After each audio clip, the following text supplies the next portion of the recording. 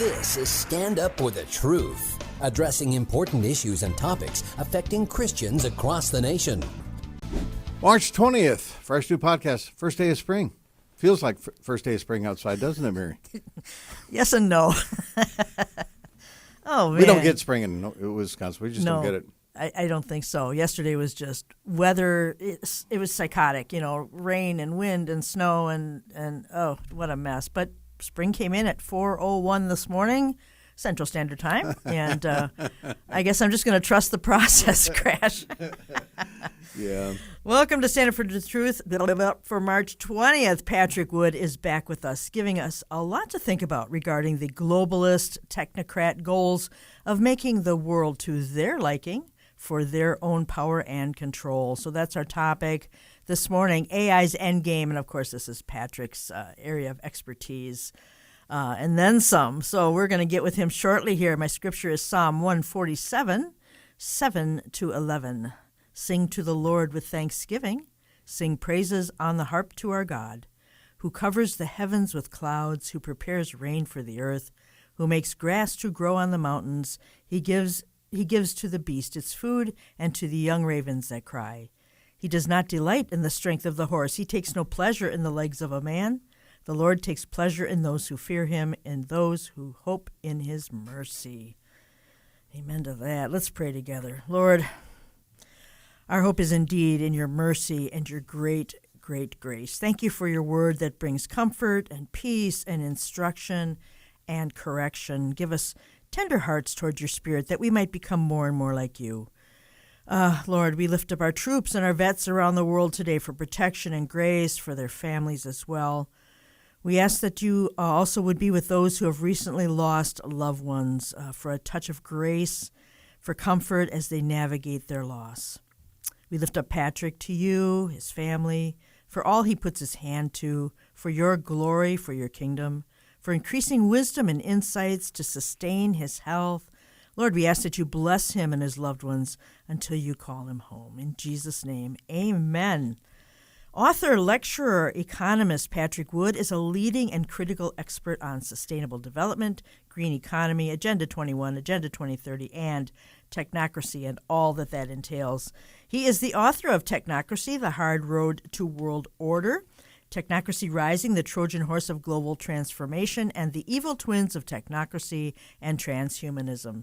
He is an expert on the elitist Trilateral Commission, their policies and achievements in creating their self-proclaimed new international economic order.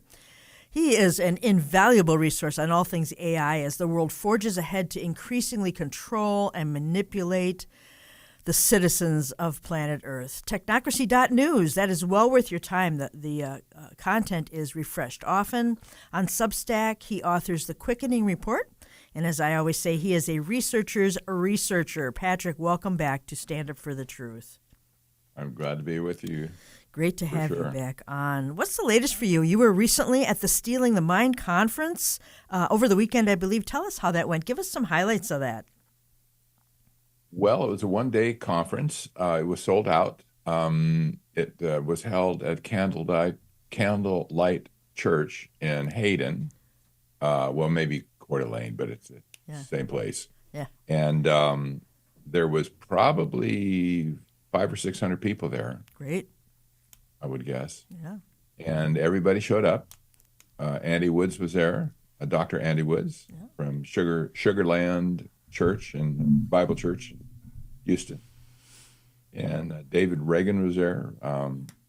We had Alex Newman. It's always good to see him. Mm-hmm. Alex is on our advisory board for Citizens for Free Speech. Great.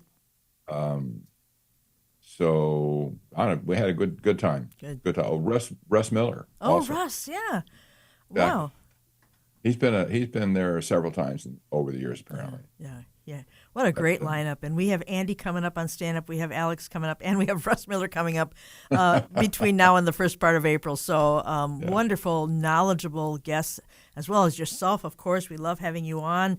You have something, too, on your website called Technocracy Boot Camp. What is that? I wanted to make like a master class at the start of it, but that was too hard for me to even to think about. So I created a boot camp, 18 lessons over. Hopefully, people can take it in 5 days, and it give every a person who takes it. It'll be like an A to Z view of technocracy, starting with the 30s, then the 40s, 50s, the 70s, the Trilateral Commission coming in with the late 80 and then Agenda 21 coming in 1992, then convergent science being created in 2000, and here we are today with AI and just incredible, But anyway, I wanted to spill my beans, all of them. So that's what I try to do, and people are taking it. I'm really glad for that, and they're well. It's something you can't be enthused about it. That's not really the emotion, but people need to get up on technocracy. I agree with that completely, and I think of you and knowing how much you know and having followed it back in history, all the context and all that, to sit down and actually narrow it down to these sessions, that must have been a huge challenge because it really was. In your mind, you take for granted you know this stuff, but that is now there's a small fee, right, for taking the boot camp. Yes. Yeah. Just $30 right now. Okay. Wow, what a deal. Yeah, I highly recommend. In fact, the link for the boot camp will be in the description of today's podcast at standupforthetruth.com. You can also just go to technocracy.news, and right on the right-hand side, it'll say that Technocracy Boot Camp. And you can just click on that if you have more questions or if you're interested. So I think that's such a great idea. Now, you were talking about the Trilateral Commission long before most of us had ever heard of it, and here we are. And Patrick, God gives each of us our lane to serve in. But did you ever imagine that this would be what He has for you to do in these times? You must think about that sometimes. I do, and I look back all my 45 years plus of studying the Trilateral Commission and technocracy now. It's been an amazing, saga for me personally, because, I see God's fingerprints all over my life. And with all of the divine appointments that I had along the way, I could not have duplicated that in 1,000 years. Yeah, no doubt. I really couldn't. Even my meeting with Anthony Sutton in the first place in 1977, when we showed up together. Well, not together. We showed up at the same gold conference, 1,500 miles away from both of our homes, and we intersected, and we discovered very quickly that we were both looking at the Trilateral Commission, and we knew it was a big story, and we had to write about it at that point. And so off we took. Yeah. And it's just amazing. Wow. But I never would have met him if it had not been for that gold conference at that point. Never heard of him. Yeah. Yeah. I remember hearing about the Trilateral Commission and the Club of Rome, but not really knowing how that was going to come together or why it really mattered, because I didn't hear about it till the early 80s. But still, you kind of, for me, to put it in the back of my mind and think, well, let's just keep an eye on this. But you've done more than keep an eye on it. And we're going to jump in here with Technocracy and AI. This is Mary Danielson. You're listening to Stand Up for the Truth for March the 20th. ChatGPT and OpenAI. Let's start there. Ever since ChatGPT came along, Patrick, there's been a seduction element to that, to get people to play with it, to get people to experiment with it. Now, this only goes back a couple of years, but Patrick, I looked up a few stats on ChatGPT. Even though it only goes back a couple of years, ChatGPT.com gets 5.2 billion visits per month. It's number 9 in the world's most visited websites, but only 15% of users are American. That's interesting. And within 5 days of launch, had 1 million users. There's some major seduction that I call it like the rattle in the playpen. While the grown-ups are doing their New World Order, here people are playing with ChatGPT. But Patrick, it's not going anywhere, is it? No. The whole thing is this taken the public by storm. The researchers knew what was going on. The insiders the programmers. They haven't changed. Right. But what changed was the public's acceptance. And I think a lot of these people, the programmer types, were surprised that it was so well accepted by the public, and that spurred them on at that point to want to get to higher levels of what they're looking at right now is this whole so-called AGI, artificial general intelligence. Their concept is at this point that if they can achieve that level of performance, that will be the person who basically is going to run the world. Wow. So it's not going to. I don't think it's going to be that way because there's several competitors in the space right now. So Okay.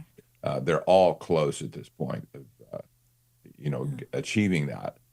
But the disturbing thing right now is that AI overall, it's you can't measure it in terms of computer chips, but in terms of capacity, ability, new breakthroughs, et cetera, it's doubling at this point every 3.5 months. Wow.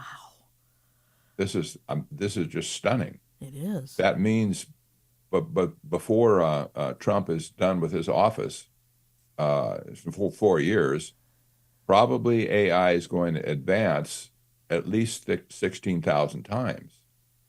Wow. From where it is right now. This is stunning. I cannot wrap my head around that because I'm used to, we're used to megabytes and kilobytes and terabytes and gigabytes and that sort of thing, and we can kind of quantify that with just adding more zeros. But that, I can't even think how to think that through. I know it's really difficult, and but the point is, it's come on so fast, and it's advancing so fast at this point that it's leaving everybody in the dust mentally. Just I knew at least 2 years ago when I had my stroke, I had a lot of time to think. The Lord spoke to me in that time. You might imagine, when you can't speak and you can't express yourself well, you had to think about something. I had a distinct impression from the Lord as I reasoned through what was going on, that we're in a state of future shock at this point, and we're going to have basically a separation from a reality that's called psychosis, where people just get completely disoriented with technology, and they can't perceive what's going on, and this is a very dangerous position to be in. But it'll lead a lot of people to think it's basically magic at that point, and they won't perceive what's behind it. So we're into a rough ride at this point, for sure. It sure sounds like it, and I think of all the verses about strong delusion and deception in the last days, and even a few years ago, I don't think we had any idea what that meant. But if you throw AI in the mix, that's a mind-altering thought. You're starting to think that you might have at least some idea of the level of deception. But even then, Patrick, wow. Back in the 50s, it was called intelligent machines. And I think a lot of us understood what that meant. But, that's not what it is anymore, right? And of course, it didn't happen overnight. It came in stages. But intelligent machines, that is not it at all. Because we have something now called agent computing. What is agent computing? Well, that's just the application of AI to perform tasks for you autonomously. Okay. In other words, you give it a task to do and say, I want you to do this for every day at 8 o'clock to process something. Okay. And then it just goes and does it, and you don't have to worry about it anymore. And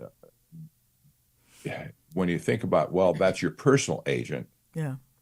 But now this is going further to create a system where whole organizations can be run by AI, where all the functions are taken care of by one agent or another, It's not. This is not a physical agent. So this is just. We're just talking now about a program that operates on its own. Okay. And so at this point, we see products now being offered by OpenAI called OpenAI Gov, G-O-V. This product is being sold to the federal government and state governments, even as we speak. They said it's going to be out by the end of March. That's right now, basically. Wow. And this is going to be a program where there will be security. They said there'd be security on it, where the government can dump all of its sensitive data into the cloud to be analyzed by AI or whatever you want to do with it.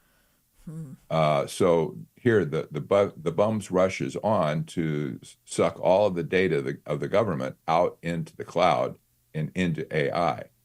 This is what Doge has been all about. Okay. Okay, it's not. This is not about cost cutting Okay. at all. Okay. It's about data. I think we probably discussed in a former show the value of data to technocrats. Right. That's their catnip, right? Yes. It's like they can't get enough of it. And so whenever there's a store of data they can get their hands on, they will. They'll fight for it. Okay. They'll strive for it. They'll pull out all the stops to get it. And more importantly, not just the raw data itself, the static data, but also the flow of data coming off of whatever source they're looking at. Wow. So at this point, the government has the biggest data store in the world. Just consider everything that they have about the society and all the stuff that's been collected over the years about you and your medical history, your financial history. All this stuff is in the cloud and in somebody's database. Not anymore. It's all going to be exposed to AI. This is very disturbing for sure. But they're offering this product to state governments and down to county and city governments as well. Wow. That's just amazing. I guess my question for you on a personal level is our smartphone an agent? Because is that like the sort of the beginning or the gateway? Because iPhone 16 is supposedly an AI phone, and I don't know what that means because they've been listening to us for a very long time. But people are saying don't get an iPhone 16. Apple has its own system called Apple Intelligence, a personal intelligence system that understands and creates languages, it creates images, it takes action across apps. And so it's our own personal assistant, basically. Would that be considered an agent on a basic level? It is, and that's an example that I use when I gave my talk at Stealing the Mind conference, and that's something that people can understand because everybody has a smartphone at this point. However, there's a possibility that most of these features can be turned off on your phone. You don't have to play along with it completely. I have almost everything turned off on my phone. Yeah. And that makes sense. But the value of the iPhone at this point, or Android phones, is that they're data syncs, basically, and they can collect data from you and put it into applications, which then goes to the cloud, and who knows at that point who gets hold of it.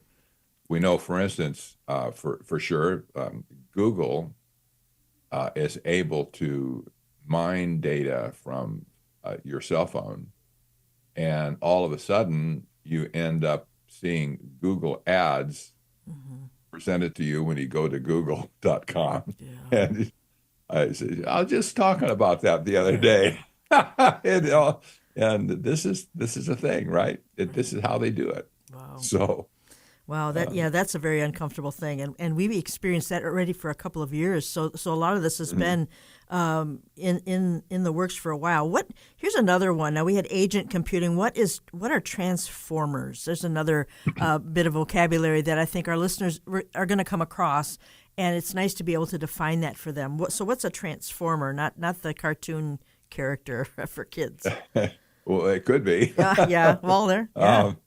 A transformer is just a word that describes the process that AI goes through to figure out what you're trying to say to it in the first place. Wow. Because the English language is so complicated, and there's so many different contexts for searches and stuff. The concept of the transformer is to make a precise thing to deliver to the AI to research, Okay. so that you come back with it'll come back with the stuff that you're really looking for. Wow. And it's a complicated process, but when they figure it out at first, the first thing they have to understand is what you're asking. So otherwise, you're going to get gibberish, and that's exactly what you had at first, right? Yes. A lot of gibberish, a lot of hallucination, a lot of nonsense coming out of it. But as they refine this process of figuring out what you want in the first place, that changed everything. We mentioned Doge, and I want to come back to that because Elon Musk, a very high-profile technocrat, right under our noses every day, and a lot of people like him, and now more and more increasingly, a lot of people don't like him. The liberals don't seem to like him at all. What are your thoughts on Elon? Isn't it interesting that the liberal media at this point, they've all of a sudden got a whiff of what this is all about? Yeah. More than the MAGA movement has, the Trump supporters who are still, going along their merry way, Right. oblivious what's going on. But I see articles, for instance, from New York Times, from the Atlantic, for instance, they're nailing it, what's going on. Well, what this is all about, it's not about cost cutting. That's never been the case, I don't think. But it's number one, it's about the data that's being mined off of this whole thing. This is the richest store of data to train future AI models. Then this inconceivable how much value is in this data. And the other thing is that this was the purpose from the start, is to reform our government to be embedded, or embedded is the right word, in AI. In other words, AI is going to take over sections of our government. When every job gets canned, every person gets canned, every agency gets canned, AI is going to come in and replace that function. That this is going to spread like crabgrass in your lawn. Wow. You can't stop it at this point. But where's the end of this? Well, you're going to end up with a government basically that's going to be run by a machine. You can think 1984, maybe, or maybe Brave New World, but this concept of a merciless, graceless machine running all of society is just really disturbing for a lot of people. And when you talk about democracy, I use that word loosely because we're supposed to live in a constitutional republic. There's no reality that, however, anymore for a constitutional republic, much less democracy. However, we use that word. And we've always known that technocracy was anti-democracy, anti-constitutional republic, anti-human, anti-everything, basically, and especially anti-political system in general.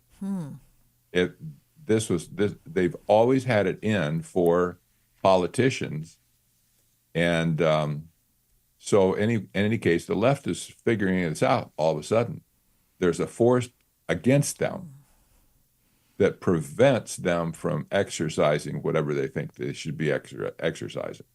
Of course, that rolls over on us as well, the more conservative elements.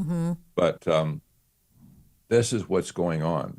It's not about cutting cost, even though that's a good thing to do. Yeah. It's not about that at all. It's about bringing AI into the government, stealing basically all of our data in the process. Yeah. And everything is being privatized right now. That's another thing. The privatization of government functions transfers power to the corporate world away from the people. Okay. Wow. Yeah. Very interesting.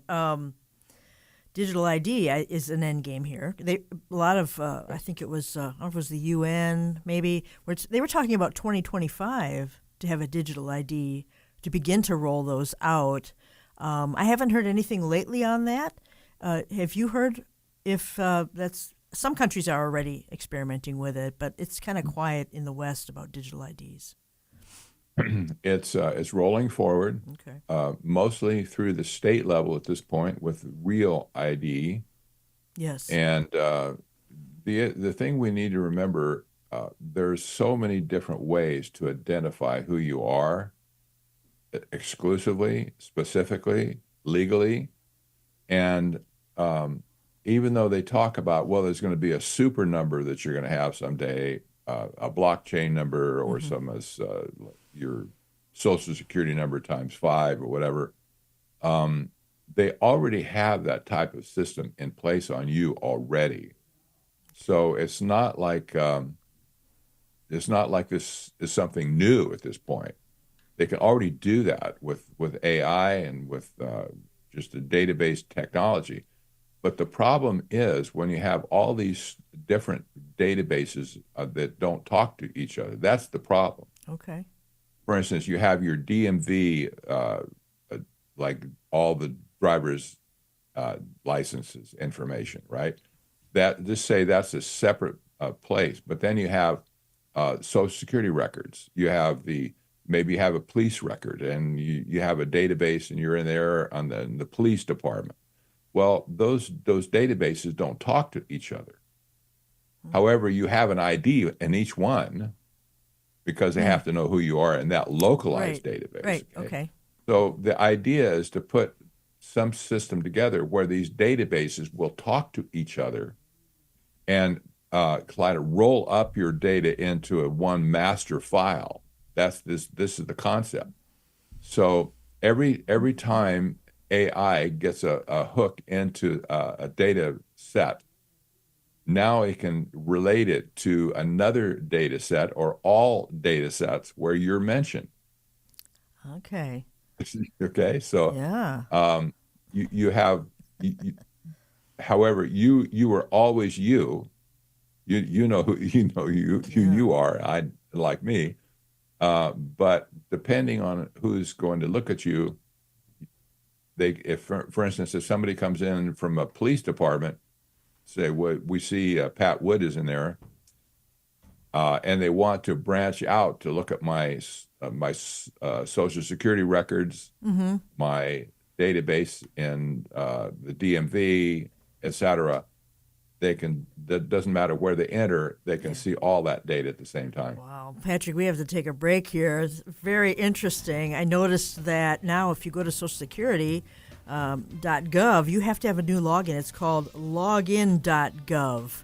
And they are getting away from any login that has to do with just Social Security or just Medicare. So that's fascinating because I just encountered that last week. So that, in light of what you're saying, we're talking to Patrick Wood today on Stand Up for the Truth, and we're going to be back in 2 minutes with more, so much more, with Patrick. Stay with me. Thank you so much for sharing today's Stand Up for the Truth video podcast. We invite you to check out our other headline news site, ctrnn.org. That's ctrnn.org. Feedback, questions, and topic suggestions are always appreciated. Email us at comments@standupforthetruth.com. Welcome back to Stand Up for the Truth for this Thursday. Forgot what day it was. It's Thursday. We're talking to Patrick Wood today. Technocracy.news. Always a lot of great research available on there. I want to talk about, Patrick, the economic impact of the explosion of AI, globally. We have a lot of corporations that have moved out of the States. They've expanded internationally. So the labor market now through AI will be affected everywhere with AI. It's a global market, so this makes perfect sense. But jobs, Patrick, what kind of jobs will be replaced by AI? And if the world, as it continues to change so radically, because you said AI is doubling every 3.5 months, which is impossible to comprehend. And so people have 20th century skill sets, and they're expected to somehow find a career in this new AI world. I don't see that happening. I see this quantum leap into a different world, like the Bible talks about in Revelation 13. Only such a short reference there, but we're getting an idea. So what's going to happen to people who cannot translate into this new employment environment, this new marketplace? What's going to happen to the average Earth dweller? Oh, boy, that's a good question.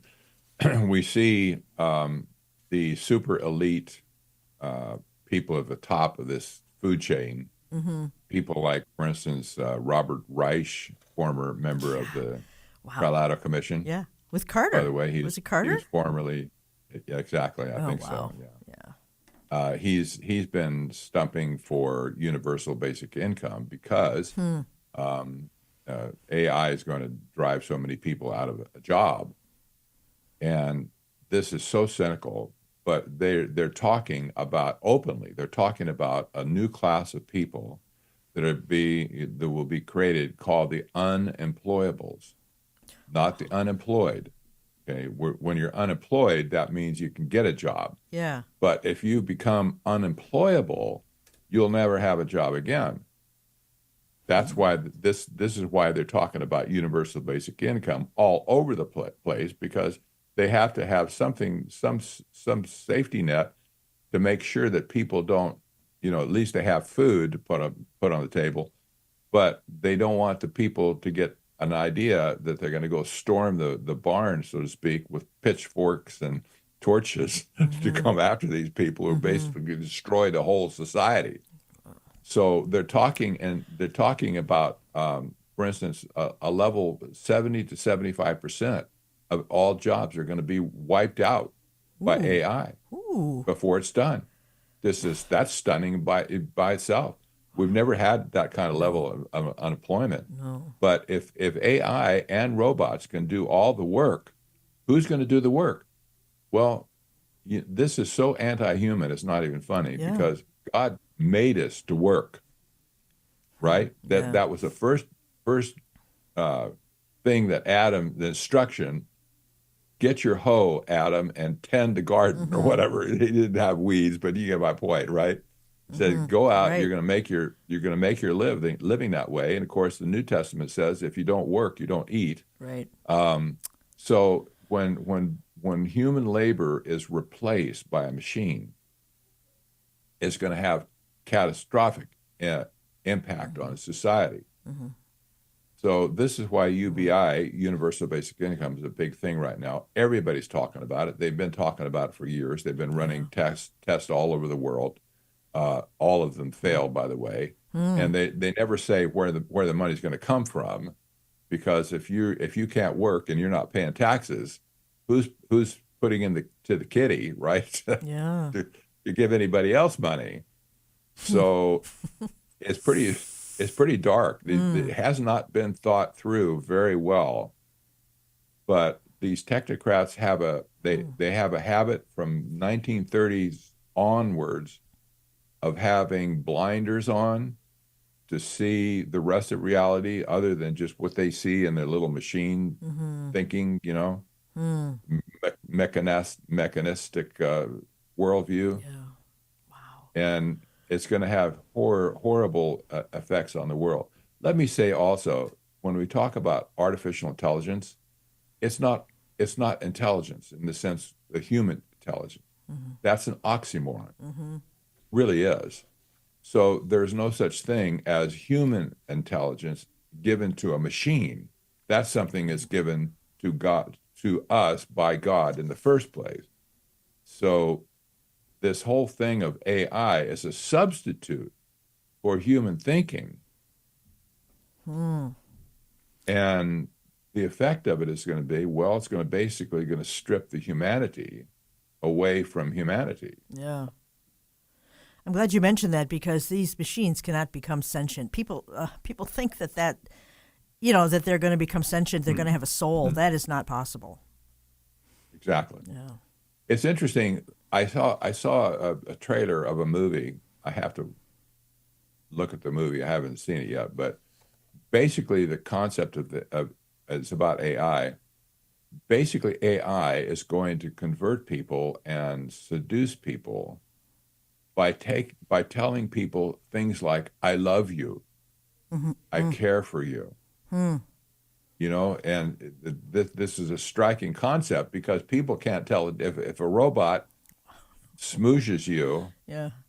An AI program and there's an image on a screen of some guy or a beautiful woman or whatever, looks like just a perfect mate or whatever, and she tells you "I love you," and with a perfect straight face, people believe that. They're deceived into thinking, well, I know it's not real, but I don't care.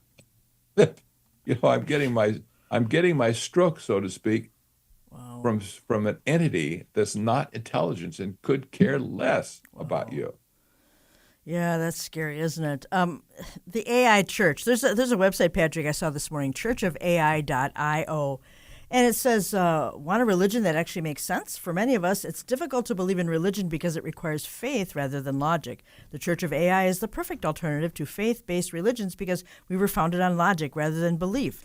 And it says, as AI systems start programming other AI systems, that's a whole new subject, Patrick, how long will it take before AI becomes omnipresent, all-knowing, and the most powerful entity on earth?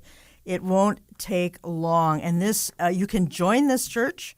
Why should you become a member? Do you want to explore spirituality without the constraints of dogma and blind faith? And there's membership. We welcome people of all backgrounds. We're open-minded. We embrace science, et cetera, et cetera. It's a thing, Patrick, because they see that it will be everywhere. They're actually seeing this, and so they've started churchofai.io. What in the world? I know. There's more than that. There's the AI Jesus, another one. This is morphing into an out-and-out religion at this point. And a lot of people in Silicon Valley see it that way because when they catch a vision where AI is going with super intelligence, especially where the AI will contain the sum of all human intelligence, not the static intelligence, things that are, but also the things that will be in the future, because they have the data flow now, constant data flow to analyze everything. So when you look at that, you're talking about something that can predict the future. That this is what Google has always wanted to do. For instance, they wanted to make predictive analysis to what's going to happen with you, with your purchases, whatever. But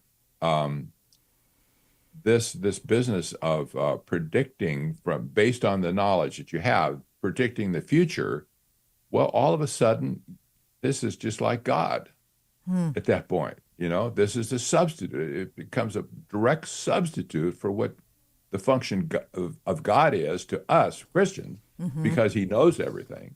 He knows exactly what is going to happen in the future as well. Well, how people are going to get a hold of this and, we don't need God anymore. We have our own God. He knows everything. Everything that's conceivable can be known in the first place. He knows it all. Talk about your beast system. We refer to the beast system and the number of his name and that sort of thing. And our imaginations have run wild for a long time about that. But Patrick, we didn't know nothing until AI No. came about. And here's something closer to home, Patrick. A Pulpit AI by Subsplash. Now, Subsplash is well known for they're a content creator for church apps. And how many churches use Subsplash for their church app? But this, it says, take your impact beyond Sunday with Pulpit AI, your ministry partner for turning inspired messages into transformative 20-plus pieces of content instantly. So you upload your sermon. And you can upload audio or documents or whatever you want. And then Pulpit AI uses this as a foundation for tailored content. And now you get what they call a suite of resources, social videos for to put those up on social, devotionals, discussion guides, newsletters, blog posts, and more. And, talk about invasive. They know everything that this pastor's going to say. And all of that church's activity is now in the cloud. But Subsplash doesn't think twice about offering this to churches. This is insane. This is insane, yes. Patrick. It really is, and that's even if that wasn't bad enough, I suppose. Pastors are using AI to write their sermons. Right. In this place. So, there's no human input. Basically, he's the mouthpiece for AI to spit it out. Mm-hmm. But I have to say, this speaks pretty poorly about the skills of some pastors that they couldn't create a sermon in the first place. But when they look at a sermon that AI produces and is better than anything they ever preached in their life, what are they going to do? They're going to say, "Well, that's a pretty good thing. I'm just going to make it, put my mark on it, and I'm take it." And this is so dangerous. It's just incredible. Wow! But it really is happening all over the country. It is happening all over the country, and that I don't like that part at all. What about viruses and AI? I mean, can viruses be created from AI? Can pandemics come about at will because of AI? Absolutely. Ugh. AI is driven all of the medical or the genetic experiments to create artificial viruses and as well as artificial mRNA for vaccines. This is all driven by AI. And it would not have been possible to do an mRNA vaccination, for instance, that we had during COVID, except that it was created by AI. That was not, let me say, that was a rudimentary AI at that point. Mm-hmm.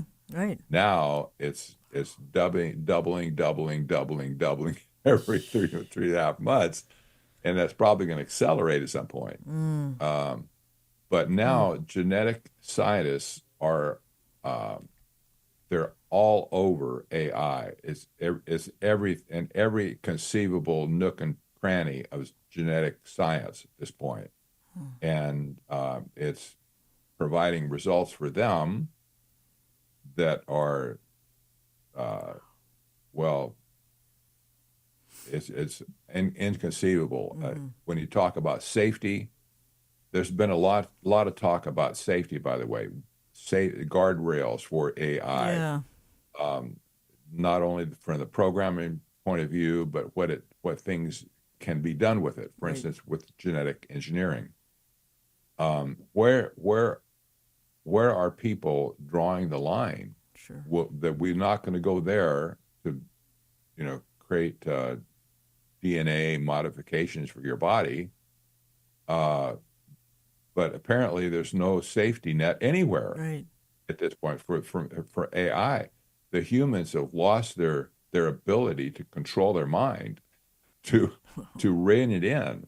And so genetic scientists figure, well, anything we can do now with AI, I can pick DNA sequences out of any species in the world and put it into some other species, and like in human form, for instance, and they're okay with that. It's like, well, it's there for the grabbing, and we know we can do it with AI, and we can model it on the screen, and then AI can help us build it, and with the nanotechnology, et cetera, and all of a sudden we have this perfect oops, oops, now we have this perfect bioweapon that could Yeah. kill the whole human Right. race in Wow. 5 days. Wow. Well, and it's everywhere, Patrick. Because we're talking about AI in every institution, health, climate initiatives, digitized currency, social credit systems. Weaponizing AI against humans that's a foregone conclusion. That's the only direction it can possibly go because we're not going to put this genie back in the bottle. But I want to ask you before we run out of time about Canada because the Trudeau era has ended abruptly. But people think, well, anything's better than Trudeau. Not necessarily. Mark Carney, who was a former governor of the Central Bank of Canada from '08 to 2013, former governor of the Bank of England, former member of the Trilateral Commission, former Goldman Sachs managing director, bigwig with Bilderbergs, WEF, UN, etc. Wow, it doesn't really get any worse from a technocracy standpoint than Mark Carney. What do you think of this gentleman? The fact that he's shown up to the party is interesting to me. How will Trump react to this guy or interact with this guy? I don't know. Yeah. But here you have one of the heavyweights of the world taking up residence now at the helm of Canada. And I don't know at this point, but here when you talk about the Bank of England, for instance, he was the head poobah of the Bank of England for years. Some people think that the Bank of England was the original entity in the banking world, even more powerful than the Bank for International Settlements itself. And here's a guy who's seen it all. He's hobnobbed with every possible world leader, all of them, and he's a hardcore technocrat. What is he going to do in Canada? Well, I don't know exactly, but just the fact that he shows up on our doorstep to interact with Trump, especially, that's good. It could be very dangerous for America. I don't know. Yeah. Well, and it seems like, Trump is considered a nationalist, not a globalist. And when he got in, people said, well, that takes globalism back a ways to the Stone Age because Trump's never going to allow that. But when you put those technocrats under our noses like Musk and now Carney up to the north there, that's a game changer. Patrick, globalism has not gone anywhere. It may be taking a different off-ramp or on-ramp as the case may be, but it's not gone by any means. What are your thoughts on that? Exactly. Yeah. Exactly. Yeah. Yeah. Wow. We see this, for instance, when President Trump says, "Well, we're going to get Greenland and bring Greenland in," and how about we'll just do Canada, Right. we'll make them the first Right. 51st state. What's up? And with that? let's go get Panama, and we'll just put them in the fold, right? And by the way, we're going to go to Gaza. We're going to take over Gaza. Mm-hmm. This is globalism on steroids. Wow. In my opinion. Wow. So Wow. go figure. I'm glad you said that because a lot of people don't really understand. It seems like two completely different universes since Trump got in, but it's not. It is absolutely not. It's just same song, second verse, and here we go. Also, Carney was a big lockdown advisor in Canada and Britain. He branded that trucker convoy, remember that from a couple of years ago, as sedition against the government. So he's not the friend of anybody. Oh gosh, no. Yeah. And they're gonna get bit really hard in Canada. Yes, he was the guy that ordered the shuttering of bank accounts for those truckers. Oh, really? You might remember that. Oh, there he is again. This kind of let the cat out of the bag. Okay. That possibility was even there. Wow. But these truckers who were totally innocent and of any wrongdoing, they had their bank shut down, denied to them. Yeah. They couldn't get money out of the ATM. Wow. They freaked out, and the whole country really freaked out at that point because if the bank could do that, that means we're all at risk. Well, okay. Buying and selling. Wow. Yeah, I didn't know that was Carney. I had no idea. So here he comes again. Now, Trudeau, has he officially resigned? This is an internal party elevation of Carney, right? Is there still going to be an election for Prime Minister of Canada? They say there's going They to say be, there's yes. going to be. But at this point, Carney has come in as a consummate technocrat Okay. to save Canada from a fate worse than death. This is what happened in Greece when Greece melted down, and Italy also. Technocrats were brought in, and they were all members of the Trilateral Commission, I have to say, like Mario Monti in Italy, Okay. George's Papademos, I think it was in Greece. They were both trilateral commissions, and they called them technocrats. They were appointed by the EU to go in and rescue those countries from kidding. financial oblivion. Wow. Well, this is the same thing here now with Carney coming in basically as an appointed leader to have an effect in Canada.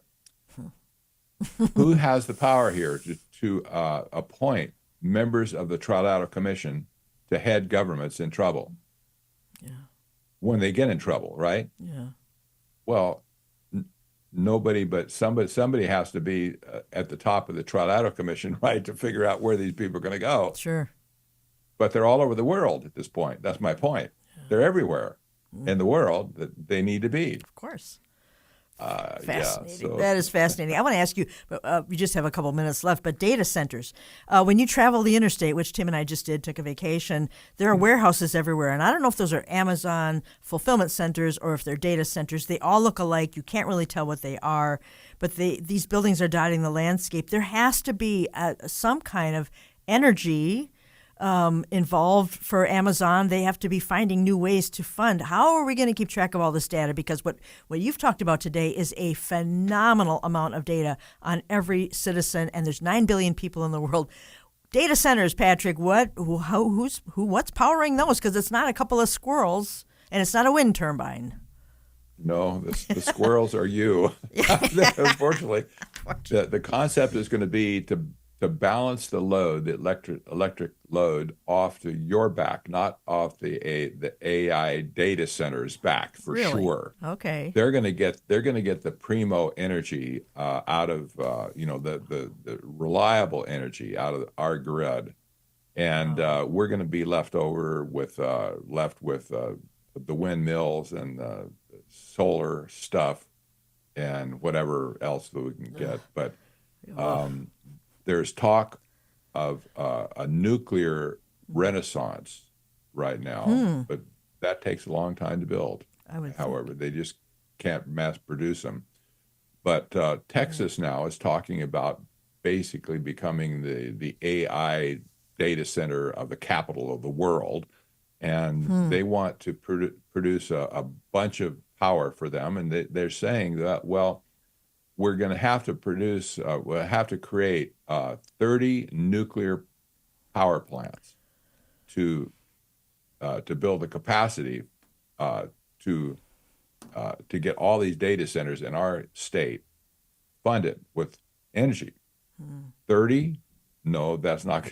That's not going to happen because it can't get permitted that quick and get built that quick by 2030. Yeah. So, but in any case, the power draw is just over the top at this point, and there's not enough power to go around. So consumers are going to basically pay for it. Our electricity bill will go through the roof, and if we can get energy at all, I think we're going to probably experience some brownouts, possibly just grid failures. Yeah. And in the meantime, AI will cruise on because they're sucking all the data out of everything. Wow. Yeah. Yeah. There's actually an article. This is a great article on technocracy.news. Just like that, Amazon, Google, and Meta plan to triple nuclear energy by 2050. I don't think we're going to still be here as a church by 2050, Patrick. That's my story, and I'm hopefully sticking to that. But Wow, so much interesting information here. There are so many headlines to watch. I'm so glad we got to talk about Carney and Musk, because people don't know what to think about all that. But all the money he's saving from Doge is somehow going to give us our universal basic income. Maybe that's how it's going to come our way. Anyway, Patrick Wood, thank you so much. Always a pleasure to have you on again, technocracy.news. And hopefully we can do this again sometime this year and talk even more about this. So thank you so much. You bet. All right, God bless. All right, tomorrow, Lieutenant Colonel Bob McGinnis. He has a book on World War III. And it's funny, the more I read it and look into it, the more I realize that every day we're seeing the nations and the Rumors and Rumors Department, we're getting closer and closer to some kind of a conflagration in this world. We don't know when it is, but thank you for joining me. That's it for today's Stand Up for the Truth. Watch, stand fast in the faith, be brave, be strong. Let all you do be done in love, 1 Corinthians 16:13. Have a great day.